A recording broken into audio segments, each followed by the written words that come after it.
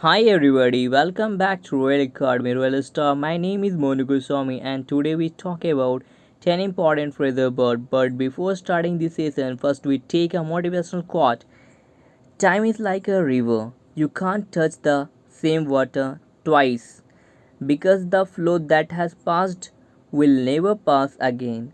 So, should not waste our time unnecessary because nobody in the world could return back your precious time again means समय एक नदी की तरह होती है। नदी की धारा जो एक बार बह जाती है उसे दोबारा स्पर्श नहीं किया जा सकता। ठीक इसी प्रकार समय कभी दोबारा लौट कर नहीं आती हमारे पास, तो हमें इस समय का सदुपयोग करना चाहिए।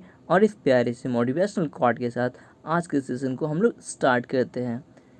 सो over the screen you can see it here. The first sentence is List of the books refer to the scholarly work typically printed as an appendix।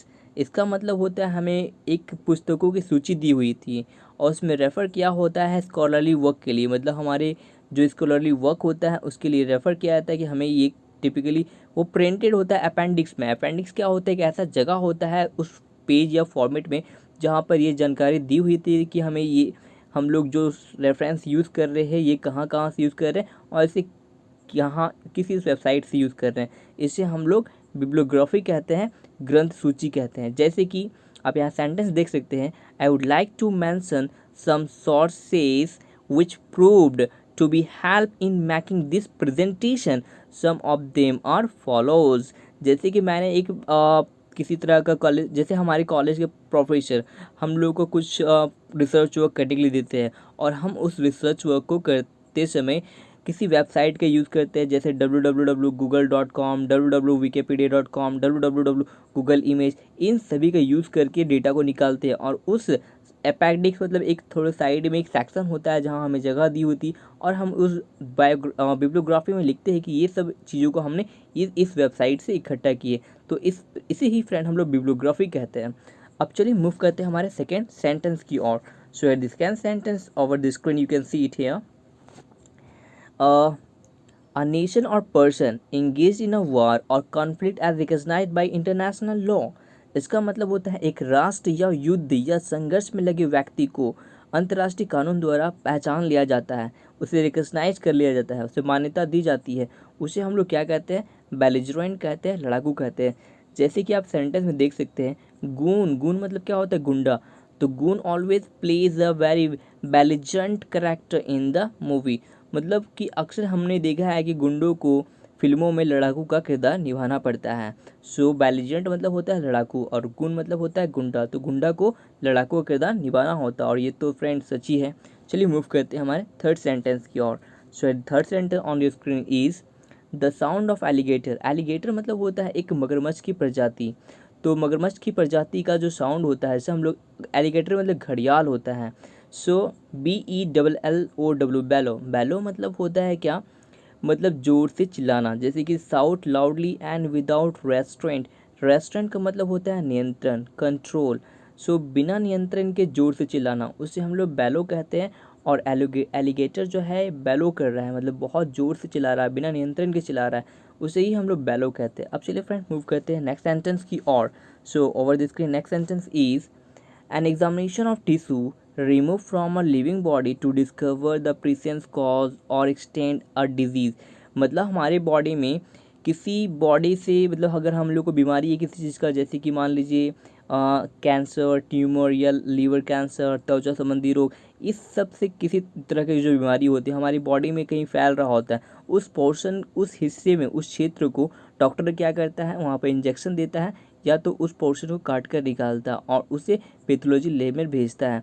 और उस प्रोसेस को हम लोग बायोप्सी कहा जाता है। मतलब वहाँ पर ऊतकों की जो जांच होती है उसे हम लोग बायोप्सी कहते हैं। A skin biopsy is a common dermatologist procedure for a sample of your skin is removed in order to diagnose skin rash and skin growth। उसे ही इस प्रोसेस को, सारे प्रोसेस को हम लोग बायोप्सी कहते हैं फ्रेंड। अब चलिए मूव करते हैं नेक्स्ट सेंटेंस की ओर। So over this screen you can see the next sentence is money regarded as regard. इसका मतलब होता है पुरस्कार के रूप में दिया गया धन, उसे हम लोग बॉन्टी कहते हैं, उसे इनाम कहते हैं। अब चलिए मूव करते हैं नेक्स्ट सेंटेंस की ओर. So over the next sentence is, so next sentence on your screen is an arrangement of flowers that is usually given as present. मतलब फूलों का एक ऐसा व्यवस्था जो मतलब किसी को उपहार के फॉर्म में दिया जाता है, उसे हम लोग बुके कहते हैं, गुलदस्ता कहते हैं. चलिए मूव करते हैं नेक्स्ट सेंटेंस की ओर. So here the next sentence is a family of young animals. मतलब युवा फैमिली का जो फैमिली होता है, युवा मतलब यंग फैमिली का जो मेंबर्स होते हैं, उससे हम लोग ब्रूड कहते हैं. जैसे कि क्या है कि जैसे एक मुर्गी के बहुत सारे बच्चे होते हैं, तो वो समूह में मुर्गी की जो माँ होती है वो एक साथ बहुत सारे मुर्गी के बच्चों को जन्म देती है, उसे समूह कहते हैं, उसे हम लोग ब्रूड कहते हैं. जैसे कुछ पंछियों में भी पाया जाता है और मुर्गी में भी पाया जाता है, और इसे हम लोग ब्रूड कहते हैं. मतलब एक साथ बहुत बच्चों को जन्म देना हम लोग ब्रूड कहते हैं इस चीज़ को, BROOD ब्रूड. चलिए मूव करते हैं नेक्स्ट सेंटेंस की ओर. So over the screen you can see the next sentence is late morning meal eaten instead of breakfast and lunch. मतलब नाश्ता नहीं करना और लंच लेने के पहले ही उस मतलब नाश्ता और लंच लेने के जो बीच का जो समय होता है वहाँ पर कुछ खाना, उसे ब्रंच कहते हैं. मतलब कि combination breakfast lunch usually served in the late morning. मतलब नाश्ता नहीं लेने के बजाय भोजन करने के पहले जो समय में हम लोग जो कुछ खाते हैं उसे ब्रंच कहा जाता है, ब्रंच मील कहा जाता है. चलिए मूव करते हैं नेक्स्ट सेंटेंस की ओर. So over the screen you can see it here. The next sentence is a system of government in which most of the important decisions are taken by the state officer rather than by elected representative.